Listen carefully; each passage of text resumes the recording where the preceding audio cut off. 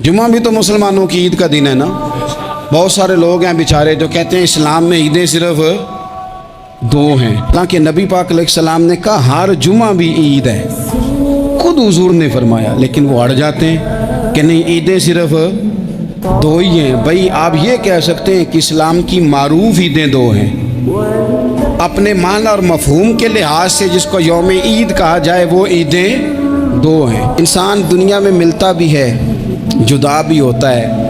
ये जो जुदाई का वक्त होता है ना, जुदाई का, शायद बड़ी सोच समझ के कहा था हज़रत मियाँ साहब ने, बड़ी गौर करके उन्होंने कहा था कि दरिया कंडे रोख ना लाइए, जो आवे रुड़ जावे।